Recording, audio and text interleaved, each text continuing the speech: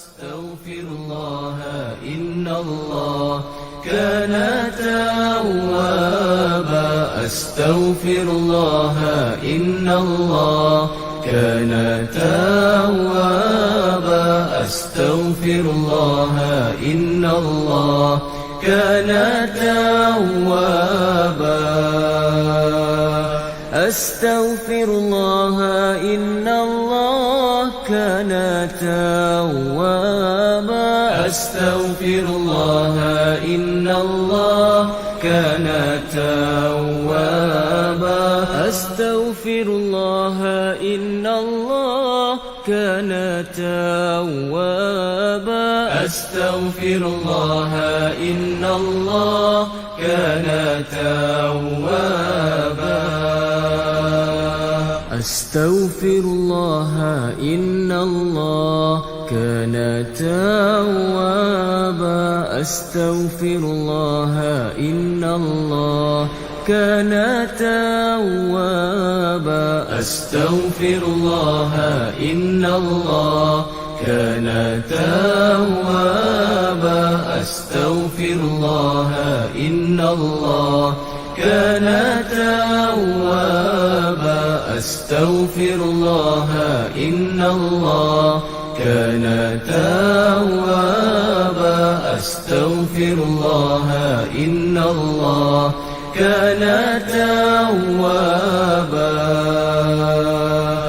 أستغفر الله إن الله كان توابا أستغفر الله إن الله كان توابا أستغفر الله إن الله كان توابا أستغفر الله إن الله كان توابا أستغفر الله إن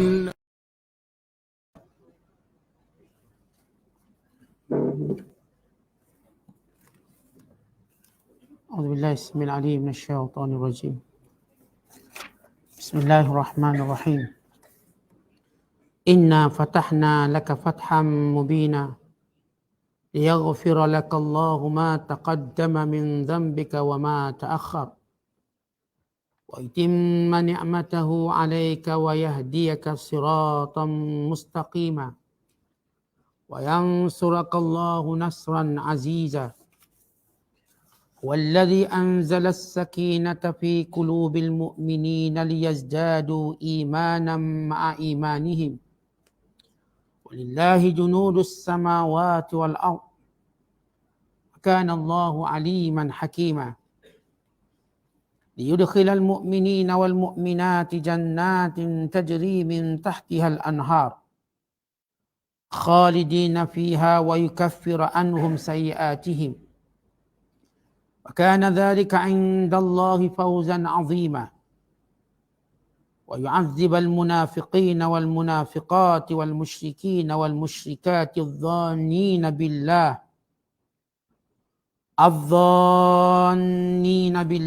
ظن السوء عليهم دائرة السوء وغضب الله عليهم ولعنهم وأعد لهم جهنم وساءت مصيرا ولله جنود السماوات والأرض وكان الله عزيزا حكيما صدق الله العظيم.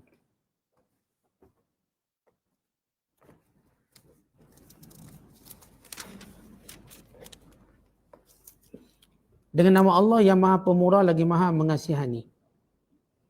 Sesungguhnya kami telah membuka bagi perjuanganmu wahai Muhammad satu jalan kemenangan yang jelas nyata. Kemenangan yang dengan sebabnya Allah mengampunkan salah silapmu yang telah lalu dan yang terkemudian.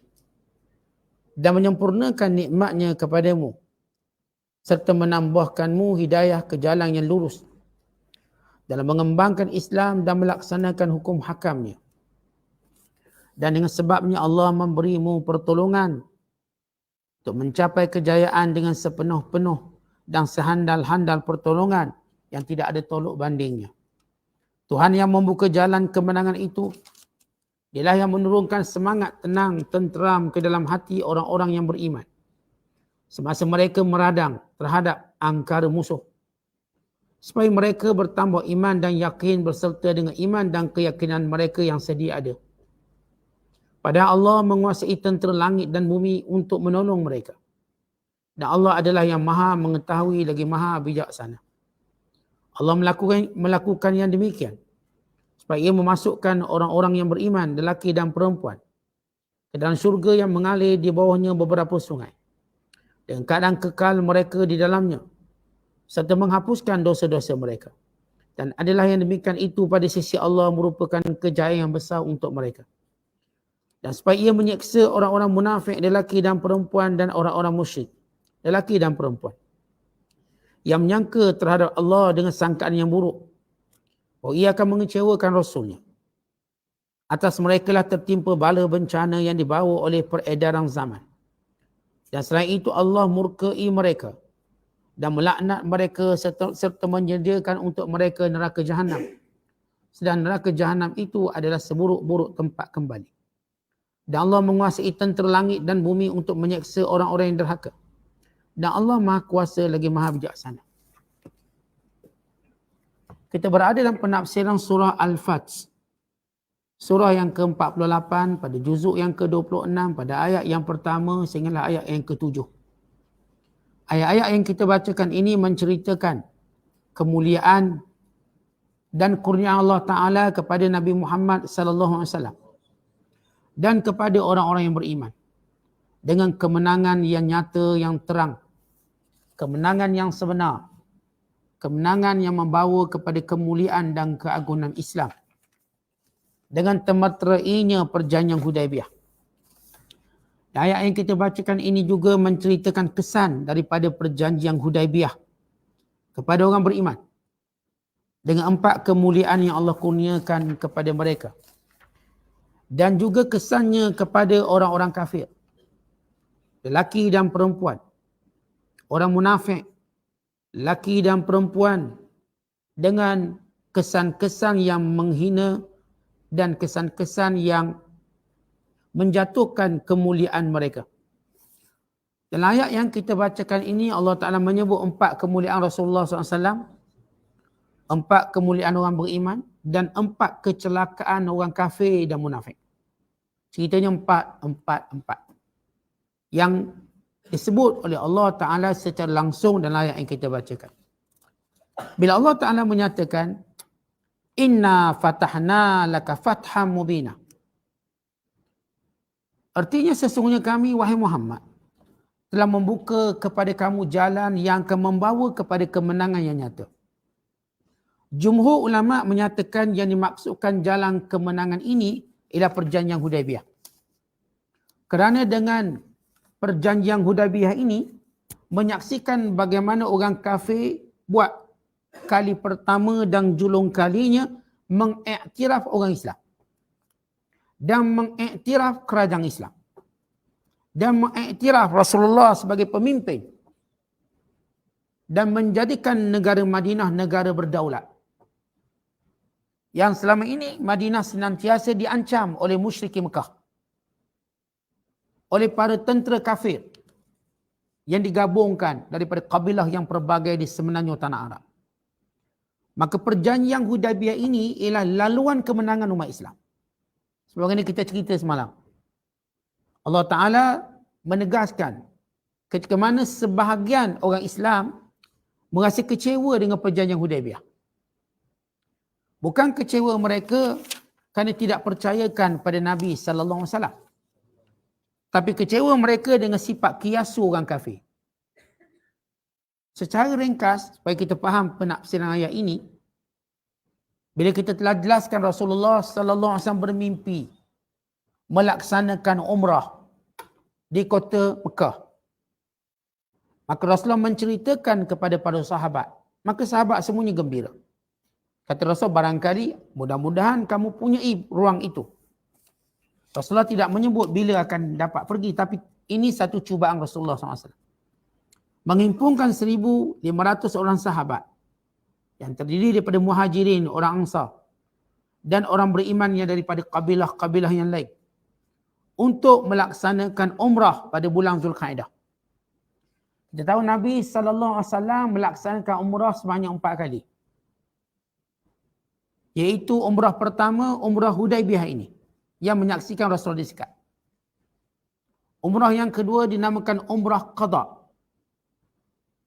Dan umrah yang ketiga, umrah di mana Rasulullah bermiqat di Ji'ranah, yang menyaksikan berlakunya iaitu pada tahun ke-8 Hijrah. Juga pada bulan Zulkaidah.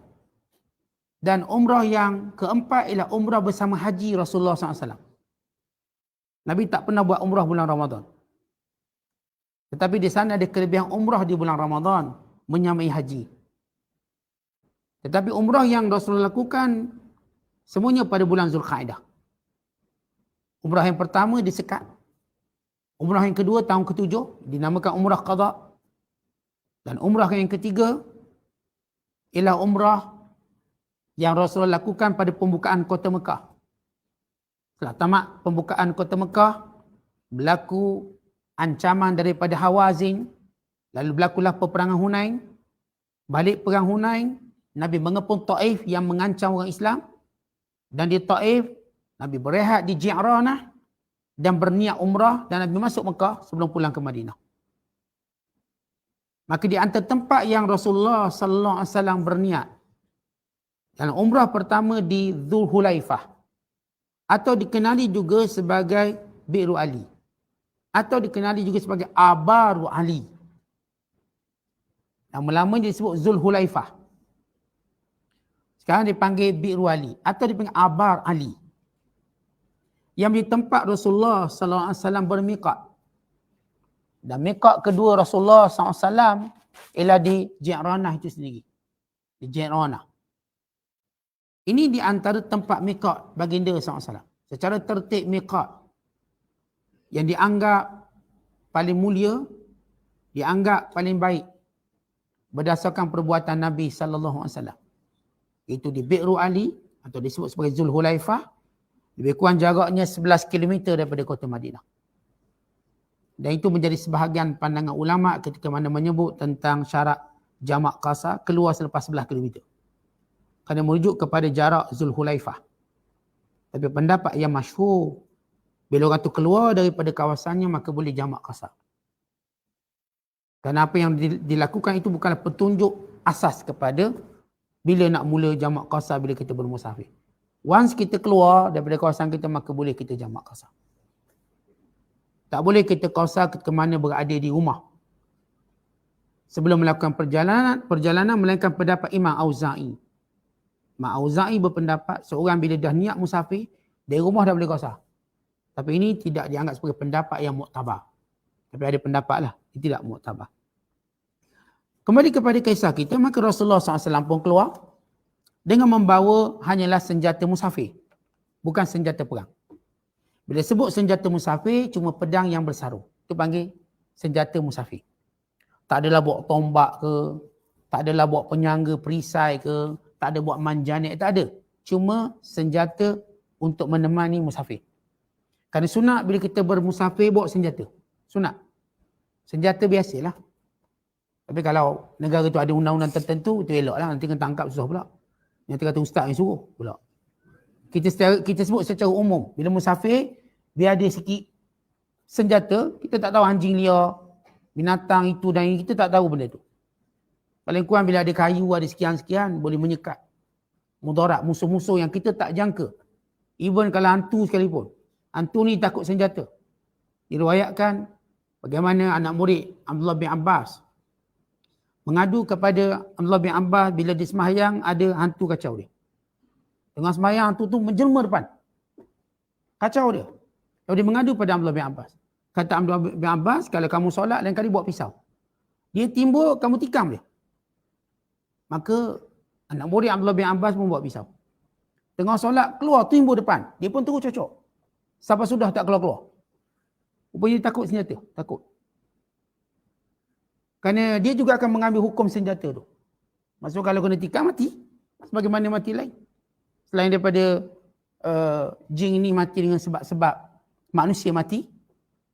Kita kena tahu jin atau syaitan, dia juga mati dengan sebab-sebab manusia mati. Kita mati sebab apa? Sebab kemalangan, sebab peperangan, mereka mati sama. Sebab kencimani, jin pun kencimani juga. Darah tinggi, sekian-sekian. Dia mati dengan sebab yang kita mati. Kerana itu dia juga takut senjata sebagaimana manusia takut senjata. Apa yang manusia takut, dia pun takut. Cuma ceritanya kita tak nampak dia. Maka kita rasa kita takut dia. Sebenarnya jin juga takut kita. Cuma bila bertemu dua takut, dia pun takut, kita takut, sama-sama lari. Sama-sama lari. Kalau seorang tu tahu bahawa jin takut manusia, maka dia takkan lari. Tapi kita tak tahu, akhirnya dua-dua lari. Dia pun lari, kita pun lari. Jadi kita pun balik demam, jin pun demam balik rumah dia. Itu hakikat jin. Kemudian bila Nabi SAW keluar bermusafir, maka Nabi pun hantar wakil untuk melihat perkembangan sambutan orang Mekah. Hantar seorang SB daripada suku Khuza'ah untuk beritahu orang Quraisy bahawa datang sebagai aman, bukannya datang untuk perang, untuk melaksanakan umrah, sehingga berita bahawa mereka bersedia untuk perang. Musyrikin Mekah menyambut untuk tujuan berperang. Maka Rasulullah menghantar Uthman bin Affan. Maka Uthman ditangkap. Bila Uthman ditangkap, maka Rasulullah telah bersumpah mati atau dipanggil Bai'ah Ridwan. Sumpah untuk membalas kematian Uthman bin Affan yang berakhir dengan mereka menghantar Suhaib bin Amri untuk perundingan. Dan ketika mana berlakunya perundingan? Suhaib bin Amri. Nabi SAW ketika mana melihat Quraisy menghantar wakilnya, Nabi berkata, aradal qawmus sulh hina ba'athu hazar rajul wa qala uktub bainana wa bainakum kitaban fada'al katib Ali ibn Abi Talib wa bada ittifaq ala bunudil mu'ahadah ba'da an rafada Suhailun kitabata bismillahirrahmanirrahim wa kataba bismikallahumma wa rafada aidan wasfa Muhammadin birrisalah fakataba Muhammad ibn Abdullah.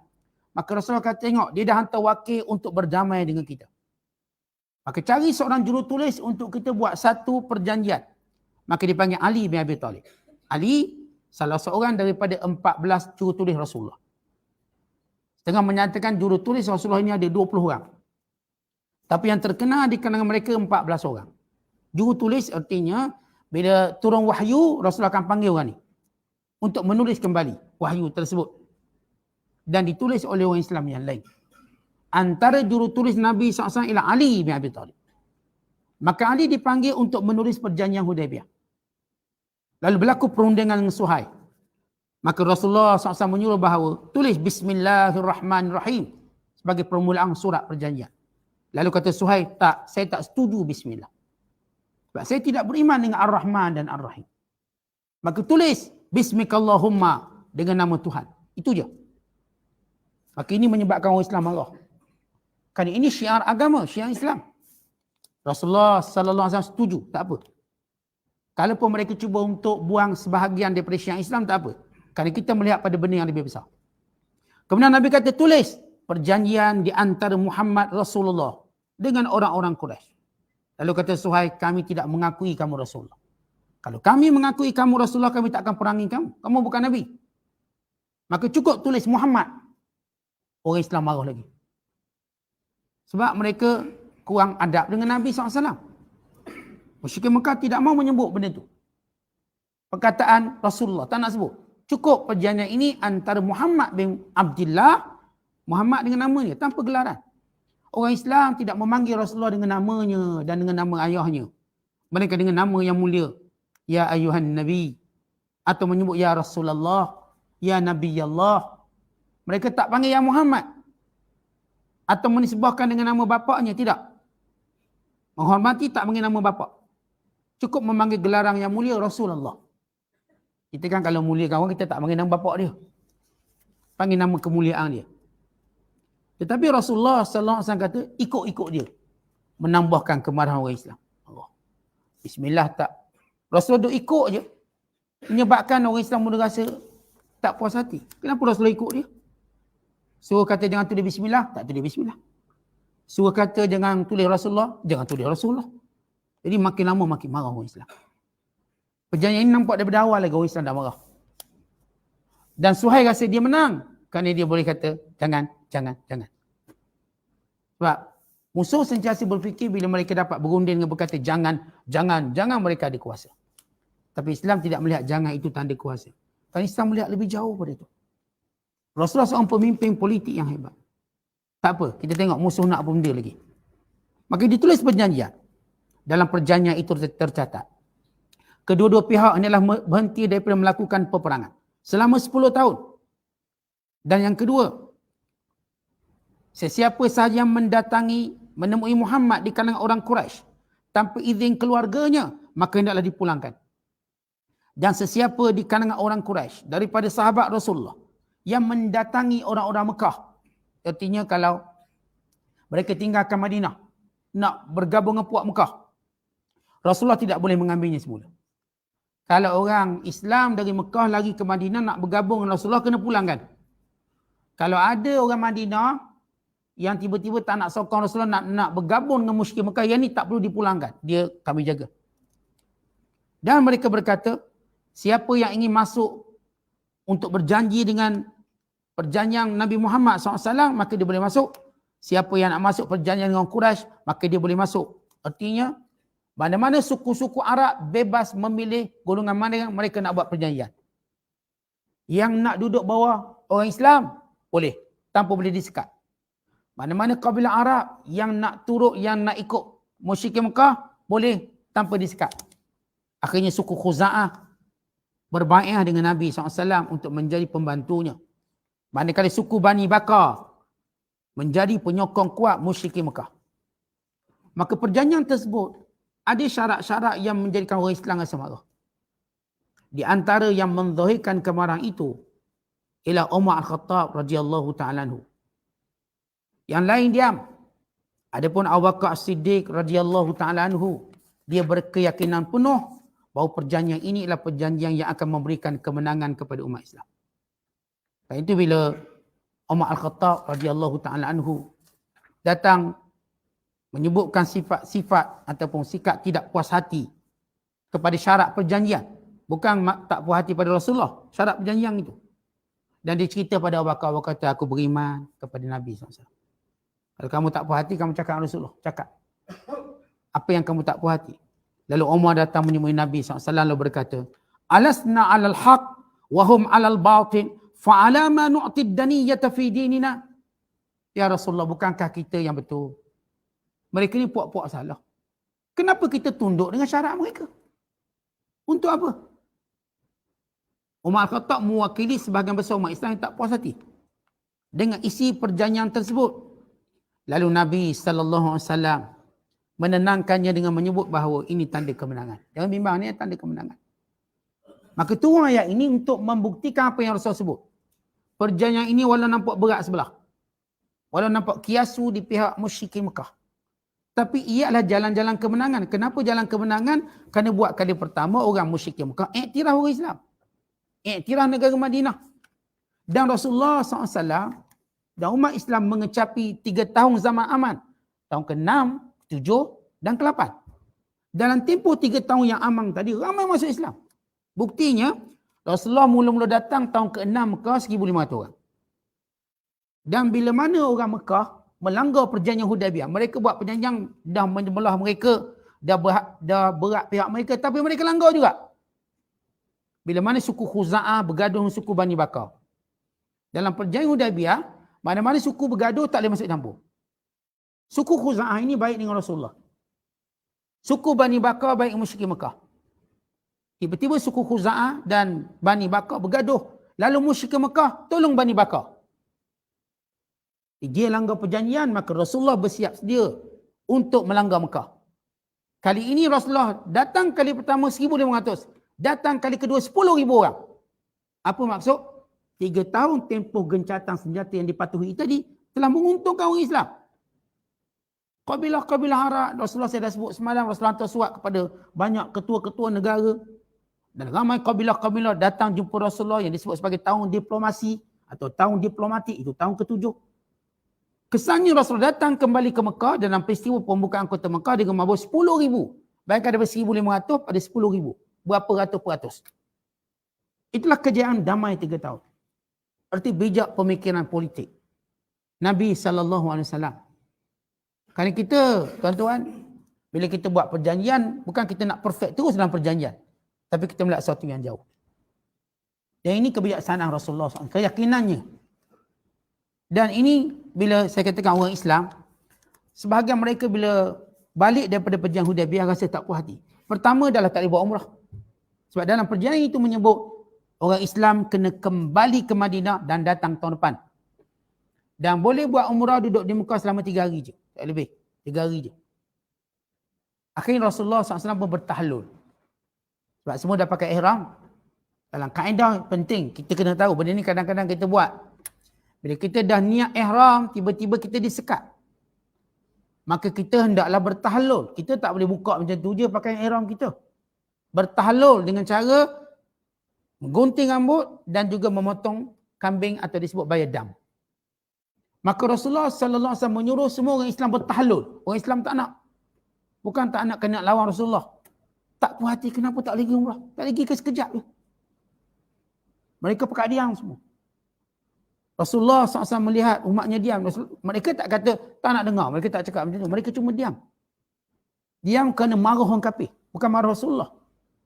Dan marah sikap orang kafir adalah perjanjian dia menang. Zahirnya. Kemudian tak boleh bagi kami pergi umrah pula. Dahlah kita dah pakai ihram. Kena tanggal pula ihram. Kena bayar dang pula. Sembelih kambing pula. Bukan boleh tanggal macam tu. Arti banyak sebab orang Islam nak marah. Banyak sebab orang Islam tak puas hati. Maka Rasulullah ketika mana menyuruh supaya dilakukan tahlul. Maka semua diam tak berganjak. Rasulullah masuk ke khemah Ummu Salamah. Dan berkata, binasa umatku, halakat ummati. Aku bimbang umatku akan binasa. Sebab mereka tak dengar, tak buat. Lalu kata Ummu Salamah, mereka dah tengah sedih macam tu. Macam itulah respon. Apa kata kalau Rasulullah keluar, Rasulullah buat jangan bercakap. Buat tanpa cakap. Artinya gunting rambut, sembelih kambing, jangan cakap sepatah pun. Maka Rasulullah pun ikut pandangan Ummu Salamah. Untuk menunjukkan bagaimana sifat rendah diri Rasulullah SAW. Mendengar pendapat. Dan bukan kita kata, setengah kata perempuan ni pendapat dia jangan dengar. Mesti tak betul pendapat dia. Setengah kata, mereka menakalkan kata-kata orang tertentu. Sebenarnya tidak. Baik perempuan, baik lelaki, baik kanak-kanak, kadang-kadang pendapat mereka memang bagus.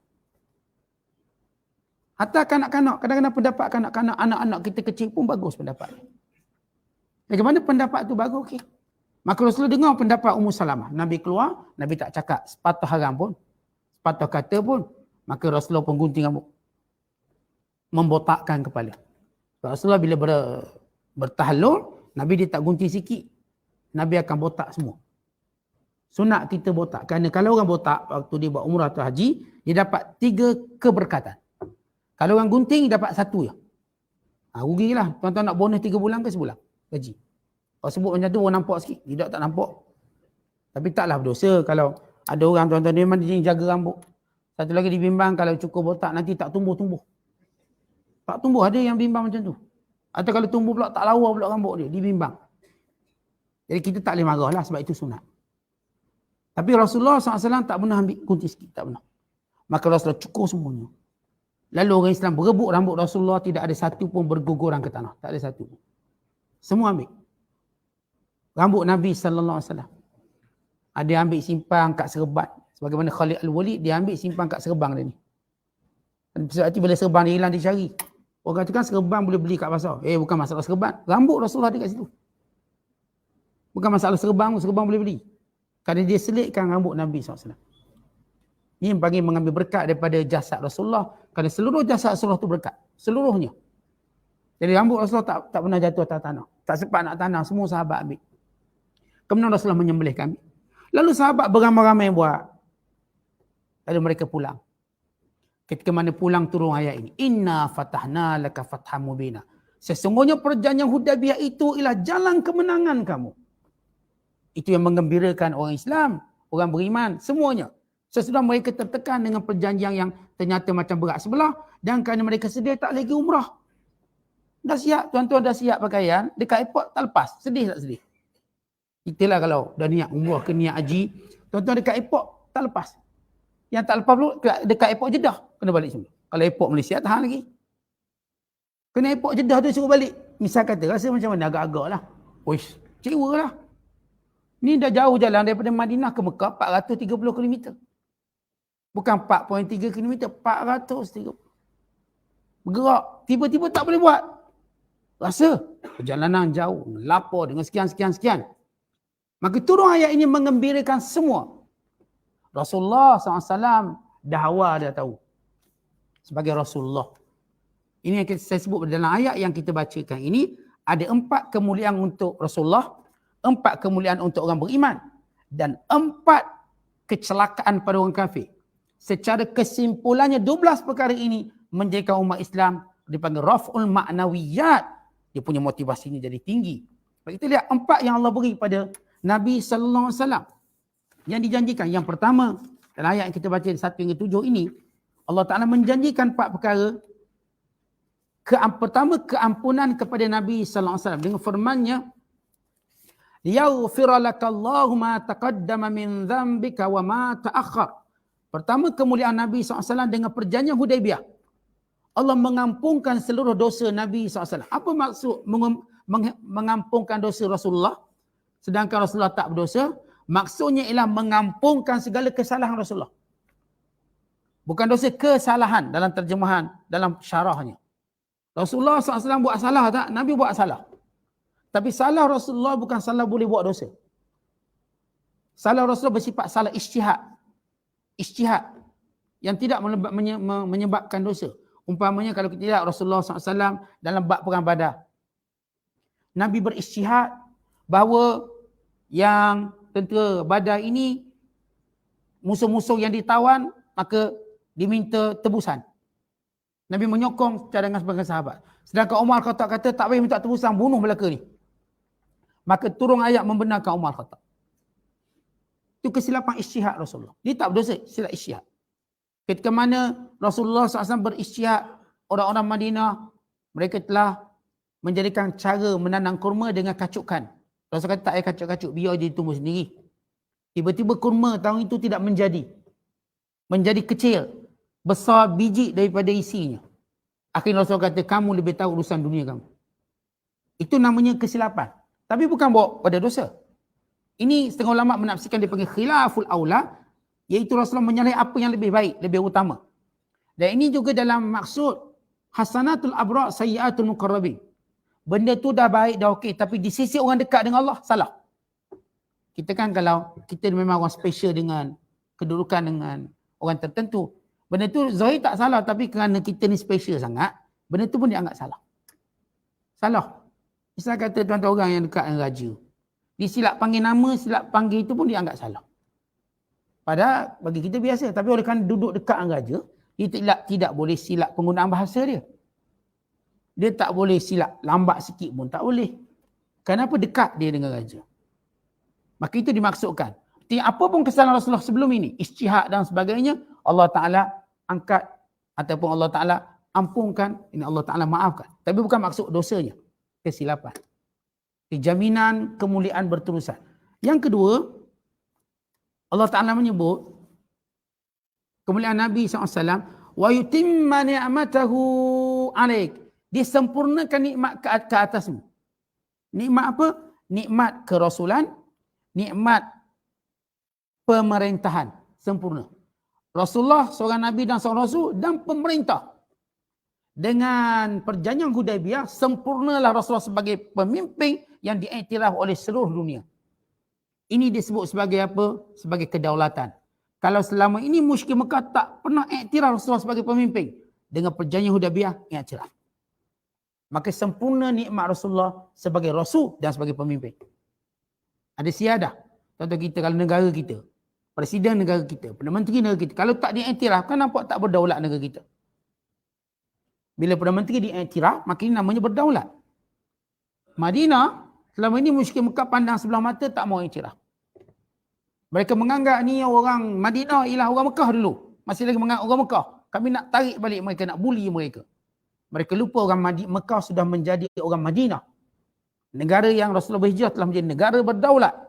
Punya sistem, ketua, sehingga tentera dan sebagainya.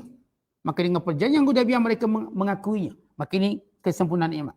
Yang ketiga, Wa yahdiyaka siratan mustaqima. Allah Ta'ala menjadikan Islam ini berkembang. Cahaya hidayah terus berkembang.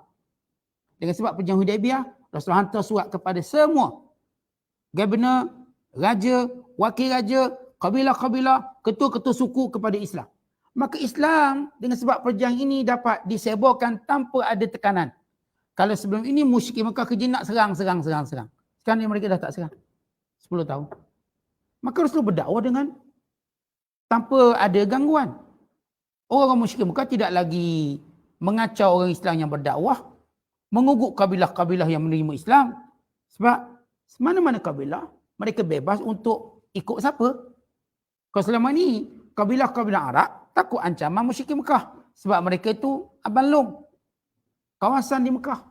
Orang semua takut. Kali ini, mereka iktiraf juga. Madinah itu sebagai abang long juga. Maka sama-sama, kalau kita sebut ini sama-sama ayahanda, kena hormat kawasan masing-masing. Sama-sama berdaulat sekarang. Kau jangan kacau kawasan aku jangan tak kacau kawasan kau. Kau jangan kacau orang aku tak kacau orang kau. Umpama begitu. Maka dakwah dapat disebarkan dengan begitu terang. Ini disebut oleh Allah, wa yahdiyaka siratan mustaqima. Maka ditunjukkan kepada kamu jalan yang lurus. Disebarkan Islam dengan bebas. Kemudian yang keempat, wa yansurakallahu nasran aziza. Allah memberi kemenangan kepada kamu dengan kemenangan yang sebenar. Iaitu kemenangan yang tiada kehinaan. Tentang ketika mana berlakunya perjanjian Hudaibiyah. Lalu orang-orang musyrikin, orang-orang namanya munafikin, di antaranya ialah Ibnu Ubay. Ini Abdullah bin Ubay bin Salul. Ketua munafik. Dia kata apa? Ayadhunnu Muhammadun annahu idza salaha ahla Makkah aw fataha la yabqa lahu adu fa aina Faris war Rum. Apakah Muhammad menyangka dengan dia berjaya menandatangani perjanjian Hudaibiyah, dia dah berjaya, dia dah kuat, dia dah gagah. Dia tak tahu kan ada kuasa besar namanya Rom dan Parsi. Dia ingat dia dah juara dah tu, kata Abdullah bin Ubay bin Salul. Allah turun ayat ini. Allah akan terus beri kemenangan dan pertolongan kepada Nabi SAW. Artinya Rom Parsi pun sekali lingkup sekali. Sebab itu perjanjian Hudaibiyah ialah laluan kemenangan kepada semua. Semua yang akan menjatuhkan semua kuasa besar yang melintasi atau yang menghalangi jalan-jalan perkembangan Islam. Semua akan jatuh. Akhirnya yang pertama jatuh ialah Parsi, diikuti Rom. Kenapa Parsi jatuh dulu? Pertama sebab Parsi dia juara waktu itu. Maka pertama kena hadapi juara dululah. Yang kedua kerana Parsi lah yang mengoyakkan surat Rasulullah. Rom dia tak koyak surat Nabi.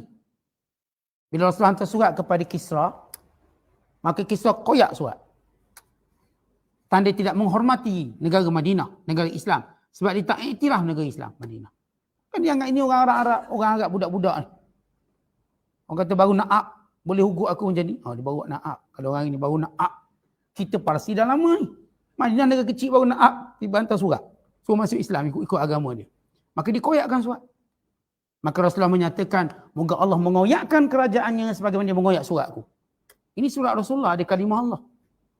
Maka kata Rasul, moga Allah mengoyakkan kerajaannya. Akhirnya benar, Parsi dia dikoyak betul-betul. Rom tak dikoyak. Rom walaupun kalah, kerajaannya tak koyak. Maksud tak koyak, dia masih kekal. Ada Rom Barat. Dia ada Rom Timur, Rom Barat. Rom Timur jatuh. Yang berpusat di Konstantinopel. Tapi Rom, the Vatican masih ada. Dia tak koyak. Maksudnya dia tak pecah macam Parsi. Parsi tu tak ada. Waktu mereka koyak surat Rasulullah, tu sampai hari ni tak ada Parsi. No Parsi. Tak ada lagi kuasa Parsi. Ya bahasa Parsi itu adalah sebagai bahasa. Tapi kerajaan Parsinya tak ada. Bertukar jadi kerajaan Islam. Semuanya. Tapi Rom, walaupun mereka kalah, kerajaan mereka tak koyak. Maksudnya ada bekas kekuasaan. Apa hari ni ada Rom? Ada Rom ada. Yang hancur cuma Rom Timur yang berpusat di Konstantinopel. Habis. Dia panggil Byzantine Timur. Byzantine Barat kekal. Ada. Kenapa dia masih menghormati surat Rasulullah? Dia tak koyak. Dia terima pegawai diplomat. Dia sambut dengan baik. Sebab dalam Islam, bukan ini undang-undang antarabangsa, dia panggil alaqad dauliyah. Semua pegawai diplomat mesti dihormati. Mesti. Tak boleh kita nak hina dia dan sebagainya. Sebab dia sebagai satu postman untuk bawa surat setiap negara. Macam kita hari ni pegawai diplomatik ialah duta-duta. Mana-mana duta, kita tak boleh hina dia. Tuan-tuan nak tunjuk perasaan depan tak apa. Nak pergi bakar kedutaan tak boleh. Sebab Islam mengiktiraf hak kedutaan tu. Walaupun kita dengar negara ni jahat ni, Sweden jahat. Contohlah. Dia benarkan bakar Quran sekian. Kita pun nak tunjuklah perasaan depan kedutaan Sweden. Boleh tunjuk perasaan boleh. Tapi jangan bakar kedutaan dia. Just nak hantar warakah istingkar. Surat bantahan. Okeylah. Nak beritahu pada negara dia kenapa awak biarkan orang hina Islam. Tapi kalau kita nak mengamuk lebih-lebih, baling batu, baling koktel, baling sekian-sekian, itu diharamkan dalam Islam. Kerana Islam menghormati semua ahli diplomatik. Siapa pun yang masuk ke negara kita dengan keizinan, maka dia mesti dihormati. Sebab dia dianggap sebagai kafir musta'min, kafir yang sudah mendapat aman. Jadi kita pun tak payah kacau. Ni tuan-tuan kalau Yahudi masuk negara kita pun tak payah kacau dia. Kalau dia masuk dengan istikman keizinan kerajaan, tak kira dia masuk ikut pasport Kanada ke, pasport Singapura ke, tapi dia orang Yahudi. Kita pun tahu, Ustaz nak bunuh. Tak boleh. Kan dia masuk dengan keizinan. Dia masuk dengan keamanan. Visa. Visa. Dia ada hak. Dan kita tak boleh usik dia. Ini undang-undang Islam, tuan-tuan kena faham. Supaya kita taklah marah sembrono bodoh macam tu. Nak marah sangat kedutaan Belanda. Kerana benarkan loki katung Rasulullah, kita pergi bakar. Tak boleh. Salah. Fitnah pada Islam. Sebab itu pegawai diplomatik. Mereka wakil. Jadi kita pun hantar surat wakil. Ramai pegawai diplomatik. Mereka tengok bagus muamalah orang Islam. Mereka memeluk Islam. Duta Jerman di Arab Saudi. Duta Itali di Arab Saudi. Memeluk Islam. Memeluk Islam. Seorang duta daripada Jerman bernama Murat Hoffmann. Tuan-tuan boleh baca tentang Hoffmann ni. Dia duta Jerman ke Arab Saudi. Dia belajar tentang Islam. Dia masuk Islam. Ada seorang pegawai khas Amerika yang dihantar ke Mesir untuk menyebarkan Kristian. Dia peluk Islam. Asal tujuan dia nak sebarkan Kristian Katolik, akhirnya dia memeluk Islam. Kerana melihat watak yang berbeza. Jadi kalau wakil-wakil kedutaan dia tengok negara Islam, tak macam digambarkan orang Islam ganah tak. Okey. Kita tunjuk perasaan je baik je. Jangan nak tunjuk perasaan je, bukan lebih pada tu. Dia tengok bagus Islam, marah dia terkawal, terjaga adab. Dia mungkin memeluk Islam. Dan dia akan hantar wakil pada negara dia, bantahan kepada perasaan ataupun kata-kata umat Islam. Ini kehebatan Islam dalam mengurus kebencian. Kita kalau benci macam mana, kita kena pandai mengurus kebencian. Mengurus kemarahan. Yang disebut pegawai diplomatik. Pegawai diplomatik tidak boleh dihina. Kerana mereka cuma wakil kerajaan. Mereka bawa surat, mereka bawa sekian-sekian. Tapi Parsi telah melakukan pencabulan kepada undang-undang diplomatik antarabangsa. Parsi. Akhirnya Allah hancurkan negara yang sehancur-hancurnya. Tak ada. Dan Rom kan dia masih menghormati. Kan itu saya kata Rom masih ada. Masih dihormati. Walaupun Kaisar dah tak ada. Tapi Rom tu ada. Dan kuasanya masih ada. Kemudian kata Allah SWT, 4 kemuliaan untuk orang beriman pula. Apa kemuliaan orang beriman? Allah sebut dalam ayat 1 hingga 7. Yang pertama, ialah Allah Ta'ala turunkan ketenangan. Tuan-tuan mula-mula rasa resah. Macam perjanjian ni macam memenangkan mereka. Tapi turun ayat ini, tenang orang beriman. Kerana Allah mengatakan ini adalah laluan kemenangan kamu. Tenang. Yang kedua ialah bertambah iman. Tadi tenang. Sebab tahu perjanjian ini menang kita. Yang kedua bertambah iman. Islam ini benar. Islam akan mencapai kemenangan sebagaimana dijanjikan oleh Allah. Bertambah iman.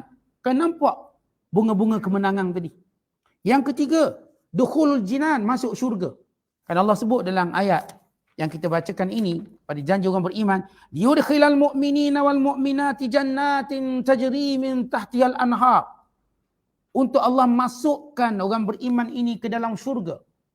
Lelaki dan perempuan yang mengalir di bawahnya sungai-sungai. Maka ini kelebihan yang ketiga. Mereka kekal di dalamnya. Yang keempat, takfirus sayyiat, diampunkan dosa sebagaimana firman Allah Taala. Wa yukaffiru anhum sayyiatihim, dan diampunkan dosa mereka. Baik, Allah Ta'ala menyatakan 4 kelebihan orang beriman, iaitu mereka sentiasa tenang. Yang kedua, Allah SWT kurniakan kepada orang beriman, selain daripada ketenangan, maka Allah berikan bertambah iman dia. Yang ketiga, Allah masukkan orang beriman dalam syurga. Yang keempat, diampunkan dosa. Maka ini 4. Manakala orang kafir, orang munafik, dan mereka yang sewaktu dengannya, Allah Ta'ala menyebut tentang 4 akibat mereka. Yang pertama ialah azab yang pedih. Yang kedua, kemurkaan Allah. Yang ketiga, laknat dan dijauhkan dari rahmat. Yang keempat, masuk neraka jahanam. Allah Ta'ala berfirman, wa yu'adzibal munafiqina wal munafiqati wal musyrikina wal musyrikat. Dan Allah pasti akan azab orang munafik lelaki dan munafik perempuan, orang kafir lelaki dan orang kafir perempuan, adzannina billahi zannas sau, yang sentiasa punya sangkaan buruk kepada Allah, alaihim dairatus sau, segala sangkaan buruk itu kembali pada kepala mereka. Mereka duk sangka-sangka Islam mana boleh menang, akhirnya mereka yang tak menang. Mereka duk sangka orang Islam nanti hancurlah dia, kalaulah dia, matilah dia. Mereka yang kalah, mereka yang mati, mereka yang hancur. Wasangka musuh pada Islam akan kembali pada mereka. Sebab tu kita tengok hari ni, bila orang-orang kafir yang sentiasa menanam dan orang yang sewaktu dengannya menanam sangkaan buruk kepada Islam dan pada umat Islam. Mereka melihat umat Islam, negara umat Islam tak ada masa depan. Mereka namakan negara Islam sebagai dunia ketiga, dunia keempat. Mereka tahu negara Islam internet pun tak ada. Mereka menghina negara Islam. Negara Islam cacar marba sekian-sekian. Tetapi semua tuduhan itu dan semua sangkaan itu dan semua pandangan mereka terhadap Islam dan negara Islam akan kembali pada mereka. Mereka kata, oh Islam mana bahagia, duit tak banyak sekian-sekian. Itu kembali pada mereka, mereka tak bahagia. Orang Islam mana boleh naik sekian-sekian, akan kembali pada mereka, mereka tak naik. Orang Islam tak akan menang lah sebab kita yang semua ada senjata nuklear. Orang Islam ada apa? Semua negara kuasa besar kita punya. Kuasa kita punya, nuklear kita punya, kapal perang kita punya. Kita buat kapal fighter kita punya. Mereka menyangka orang Islam tak akan angkat kepala dan kalah. Mereka akan dapat sangkaan buruk mereka. Kerana Islam akan menang. Sebab itu tuan-tuan, mereka membina ketakutan mereka. Kerana ancaman sebenar orang kafir bukanlah mana-mana negara yang berjiran dengan mereka. Atau kuasa-kuasa besar yang sama naik dengan mereka. Ancaman sebenar mereka ialah Islam. Kenapa mereka rasa Islam itu terancam ataupun Islam mengancam mereka? Kerana tidak ada pencabar sebenar pada mereka, melainkan Islam. Tuan-tuan, orang besar, kalau sekiranya Islam ni tak kuat, mereka tak rasa Islam terancam. Tapi kerana Islam ni kuat, mereka tahu kuat. Sebab itu bila apa pun berlaku, mereka cuba tuduh orang Islam. Sebab kerana takut kepada Islam. Kalau adalah seorang Islam tu bunuh orang, ya pengganas, orang Islam ganas. Padahal itu tindakan peribadi. Tapi dia takut mereka. Takut. Orang Islam digambarkan kalau yang jenis pakai tudung tu ada bom dalam tudung dia. Dia punya takut. Akhir senang kita berjalan pun tak ada orang kacau. Ada bom? Takut. Ni yang dijanggut-janggut, semua ganas-ganas. Tak payah pakai tatu. Simpan je janggut banyak-banyak, dapat pahala. Takut semua. Mereka yang tak sangkaan buruk tadi. Hari ni mereka kata ni Taliban. Mereka takutkan. Nanti jadi Taliban. Ni kalau kita pilih Islam, negara kita pun jadi Taliban. Mereka takutkan. Akhir Taliban dah buat kereta sport dah. Kata tu. Taliban buat kereta sport dah dia. Dan nak import kereta sport. Kita tak buat lagi kereta sport ni. Artinya, kita takut-takut Allah angkat dia. Allah muliakan dia. Itu cara orang kafir buat. Dia dulu sampai sekarang. Dan Allah sebut, alaihim dairatus sau'. Kembali ke atas mereka segala sangkaan buruk mereka terhadap Islam. Lepas tu tuan-tuan, kita orang Islam, buat je kerja kita. Yang mereka duk kata orang Islam begini, itu semua akan kembali pada mereka. Kerana Allah, Islam ni agama Allah. Allah akan angkat. Kita dah sebut dalam akhir penafsiran surah Muhammad. Kalau ada orang tidak memperjuangkan Islam, Allah akan ganti orang lain yang akan lebih baik pada kita untuk perjuangkan Islam. Dia pilihlah kita nak berjuang atau tidak. Kemudian kata Allah, selepas menyebut tentang kemenangan dan azab yang akan menimpa orang kafir. Walillahi junudus samawati wal ard wa kana Allahu azizan hakima. Tuan-tuan, Allah Ta'ala boleh musnahkan orang kafir dengan tentera-tentera Allah di langit dan di bumi. Di langit, puting beliungnya, petirnya, hujannya. Di bumi, gempa buminya. Dan segala tentera Allah ini. Allah kita dah sebut bagaimana Allah musnahkan kaum-kaum terdahulu. Bukan melalui peperangan. Tetapi melalui malapetaka yang besar. Di lingkup bumi sebagaimana berlaku pada kaum Nabi Lut. Nabi Lut tak payah perang. Allah utuskan tenteranya. Allah boleh hantar seorang malaikat aja, hancur semua orang kafir. Allah Ta'ala boleh hantar nyamuk aja, hancur tentera Namrus. Allah Ta'ala boleh hantar air, hancur tentera Firaun. Nabi Musa tak payah angkat senjata. Tetapi umat Muhammad Allah muliakan. Allah boleh hancurkan pada penentang Islam dengan apa yang Allah dah hancurkan kaum terdahulu. Tapi Allah nak beri kemuliaan umat Islam untuk berperang. Dengan sebab berperang, mereka masuk syurga bila mereka mati syahid. Mereka dapat pahala, mereka diampunkan dosa, mereka dapat kemuliaan. Allah boleh hancurkan orang kafir dengan malapetaka yang pernah Allah hantar pada kaum-kaum terdahulu. Kaum Ad, kaum Thamud, Nabi Hud tak payah angkat senjata. Nabi Lut tak payah angkat senjata. Nabi Nuh tak payah angkat senjata. Nabi Soleh tak payah angkat senjata. Semuanya musnah dengan tentera Allah. Tetapi untuk umat Islam, Allah nak angkat orang Islam. Allah nak beri darjat yang tinggi pada setiap umat Islam. Dengan setiap debu yang melekat di badannya, yang melekat pada senjatanya, ditulis pahala, dicatat kemuliaan dan darjat. Dengan setiap langkah mereka, menang atau kalah mereka, mereka mendapat kemuliaan di sisi Allah. Pahala, syurga, kekal di dalamnya. Dan untuk Allah menjadikan orang kafir terhina dengan orang Islam. Terhina. Kerana orang Islam yang akan menundukkan mereka. Dan orang Islam tidak boleh ditundukkan. Orang Islam akan terus menang dan menang. Sebab tu kalau hari ini tuan-tuan orang kafir, mereka tak boleh mendabik dada mereka menang ke atas orang Islam. Kemenangan mereka hanya sebagai gambaran kemenangan perang Uhud. Hanyalah sebagai satu gambaran perang Uhud yang kita sudah bersedia untuk bangkit dan bangun. Untuk mengalahkan mereka sehingga mereka tak akan bangkit lagi. Orang Islam sebenarnya tak kalah, tak terkalah. Kerana ini adalah hamba-hamba Allah. Tak akan dikalahkan. Itu apa pun mereka buat.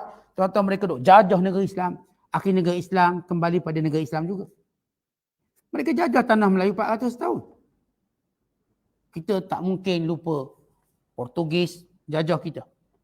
Daripada 1511 sampai 1645.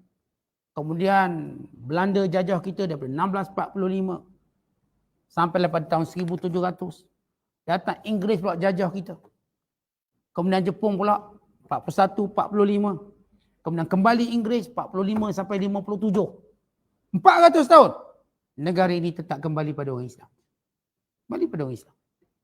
Kerana mana-mana tempat yang memang orang Islam menjadi majoriti, bagaimana pemusuh merancang dia akan kembali pada orang Islam. Ini Libya, Algeria yang dijajah oleh Perancis, dijajah oleh Itali. Akhirnya terpaksa dikembalikan pada orang Islam.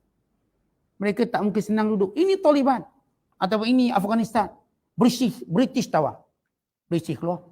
Rusia tawan. Rusia keluar. Amerika tawan. Amerika pun cabut lagi. Dia bukan cabut biasa. Cabut tinggal semua harta. Dengan nilai yang bilion. Dengan duit sekali tinggal. Senang bayar gaji terus. Duit ada. Tinggal duit, tinggal senjata. Tinggal helikopter. Tinggal semua kemudahan senjata. Berjuta-juta senjata ringan dan berat. Tuan lihat kemenangan Islam. Kalau kita tengok Afghanistan, tak nampak kita. 3 kuasa besar pernah masuk Afghanistan. British keluar. Rusia keluar. Amerika keluar. Siapa lagi nak masuk? Masuk. Tetap negara ini kembali pada orang Islam. Itulah kemenangan pada orang Islam. Mereka tak menang. Mana-mana negara Islam. Mereka cuba masuk, mereka mesti kena keluar balik. Dan Allah tidak izinkan orang kafir untuk menetap di tempat orang Islam. Tak akan izinkan. Sehingga orang Islam akan bangkit balik, bangun balik. Inilah kemuliaan yang Allah nak bagi pada orang Islam. Allah kata Allah boleh hantar tenteranya di langit dan di bumi. Sebagaimana saya katakan Allah hantar tenteranya berupa laut kepada Firaun. 1 juta tentera Firaun semua tenggelam. Tak ada seorang pun timbul melainkan mayat Firaun satu timbul. Itu pun untuk Allah beri pengajaran. Al-yaum nunajjika bi badanika litakuna liman khalfaka ayah. Hari ini kami cuma selamatkan jasadmu wahai Firaun untuk menjadi pengajaran kepada umat yang masih hidup di belakangmu. Habis Firaun. Yang ngaku Tuhan tu lemah rupanya, tak pandai berenang. Lemas. Tuhan tak pandai berenang. Kalau dia pandai berenang pun dia mati. Dia mati dengan air. Ini Numrus mati dengan apa? Dengan nyamuk. Nyamuk masuk dalam kepala, korek otak dia, makan. Akhirnya Numrus tak tahan, ketuk kepala gatal. Kita kan kalau nyamuk dia gigit kita kan gatal. Dia punya gatal 3 hari garu. Nyamuk tak ada, dah balik kampung dah nyamuk. Dia gigit kita sekali, kita punya garu jadi kudis. Kalau kecil manis tu potong kaki lepas tu. Ini kan pula dia ni gigit dalam otak. Tuan-tuan kalau kita gatal dalam nak garu macam mana? Gatal dalam. Gatal luar boleh garu, gatal kat dalam. Akhirnya suruh dia punya perempuan yang paling disayang ketuk pakai terompah. Bayangkan tuan-tuan raja kena ketuk dengan terompah. Ketuk. Kerana gatal. Ketuk akhirnya pecah kepala, mati. Kisah nyamuk. Tentera Allah. Ini yang mengaku Tuhan sekian-sekian. Mati dengan nyamuk, buat malu company. Ngaku Tuhan, kalah dengan nyamuk. Ini ngaku Tuhan, kalah dengan air. Itu tentera Allah. Dan Allah kata Allah boleh ulang balik benda tu. Sebab tu orang Islam jangan takut. Ada tentera Allah yang sedang menanti untuk menghukum orang kafir. Tapi Allah nak beri kita kemuliaan. Tuhan nak beri kita kemuliaan. Tidakkah kita mau kemuliaan tadi? Untuk perjuangkan Islam. Contoh kalau kita tak berjuang, Allah sebut dua benda. Pertama, Allah ganti orang lebih baik pada kita. Yang kedua, Allah pun dah ada tentera dah. Untuk antam menghancurkan orang-orang yang menentang agama Allah. Sebab tu orang Islam punya motivasi tinggi untuk perjuangkan Islam. Kerana Allah janjikan kemenangan yang betul sampai hari kiamat. Wallahu bissawab. Assalamualaikum warahmatullahi wabarakatuh.